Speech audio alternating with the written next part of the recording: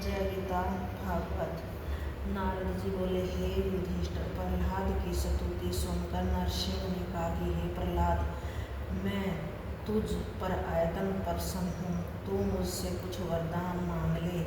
यह सुनकर प्रहलाद ने हाथ जोड़कर प्रार्थना की कि हे त्रिभुवनपति, मैंने भूलोक तथा देवलोक दोनों स्थानों के संसारिक सुख को देखा है, परंतु वही सुख शिथिर नहीं रहता। एक न एक दिन उसका विनाश अवश्य में भावी है।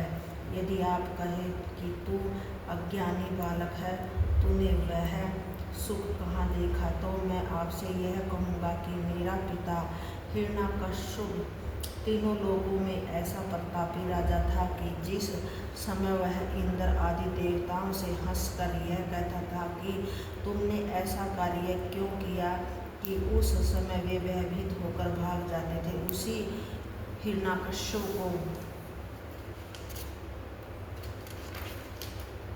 अब मैं मरा हुआ देख रहा हूँ। अतः आप जब अपना शरीर ही शिथिर नहीं रहता, तो अन्य सांसारिक वस्तुओं का क्या विश्वास किया जाए। जिस तरह माता पिता अपने अज्ञानी बालक को दीपक दिखाकर फुसलाते हैं, उसी प्रकार आप वरदान देने के लिए कहकर मुझे क्यों ललचा रहे हैं। संसार में तीनों लोगों के राज्य से अधिक श्रेष्ठ अन्य कोई वस्तु नहीं है, परंतु मुझे उसकी भी इच्छा नहीं है। मेरी तो केवल यही एक इच्छा है कि मैं जन्म जन्मांतरों तक दिन रात संत महात्माओं की संगति में रहूं तथा आपके नाम का स्मरण करता हुआ आप ही के चरणों में अपना मन लगाए रहूं। इसके अतिरिक्त मुझे और कोई इच्छा नहीं है। हे प्रभु, एक बात तो मैं यह भी चाहता हूँ कि लोग अपने अज्ञान के कारण स्त्र पुत्र धन इत्यादि सांसारिक सुखों के माया रूपी अंधकूप में लटक रहे हैं, उन्हें आप ज्ञान रूपी रस्सी पकड़ाकर इस कुएं से बाहर निकाल दे तथा भवसागर से पार उतार दे, ताकि उन सब का भी कल्याण हो सके। यदि जिसने जैसा शुभ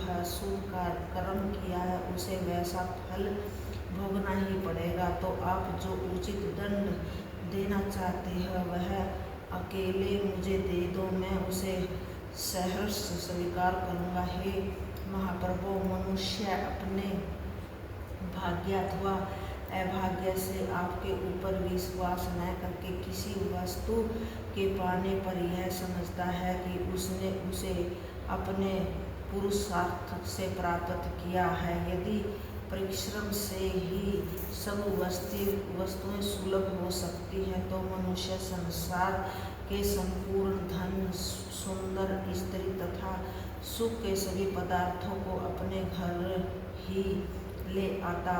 हे दीनानाथ, संसारिक प्राणी दिन रात दुख रूपी समुद्र में पड़े रहकर अपने पेट भरने की चिंता में व्याकुल रहते हैं। ऐसे मूर्ख प्राणियों को आप ज्ञान देकर भवसागर से पार उतार देने की कृपा करें।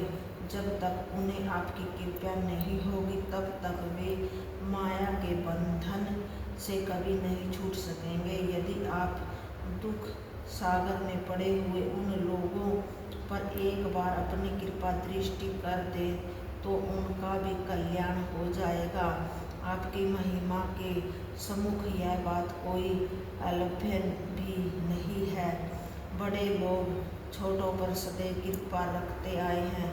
जिस प्रकार कोई मनुष्य जलाशय से एक कटोरा जल लेकर अपनी प्यास बुझा ले, तो जलाशय सूख नहीं जाता, उसी प्रकार आपकी कृपा से सांसारिक प्राणियों का तो कल्याण हो जाएगा और आपको कोई भी हानि भी नहीं होगी। हे युधिष्ठिर, प्रहलाद के ऐसे वचन सुनकर नरसिंह ने कहा कि हे पुत्र, मैंने आपका क्रोध शांत कर लिया। अब तू अपने लिए जो चाहे वह मांग ले। अन्य लोगों की मुक्ति के लिए भी जो तू कह रहा है, उस संबंध में तुझे यह समझ लेना चाहिए कि सभी लोगों को मुक्ति चाहना नहीं होती। सभी प्राणी वैकुंठ नहीं जाना चाहते हैं। यह सुनकर प्रहलाद ने उत्तर दिया कि हे प्रभु, मुझे तो निष्काम भक्ति के अतिरिक्त अन्य किसी वस्तु की इच्छा नहीं है। यदि आप कुछ देना चाहते हो तो मुझे यह दे दीजिए कि मुझे किसी वस्तु की इच्छा न रहे।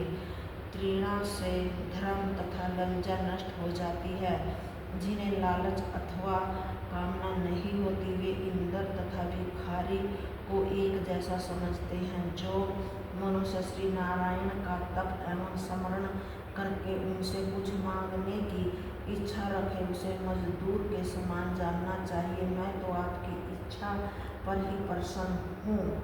जय गीता भागवत।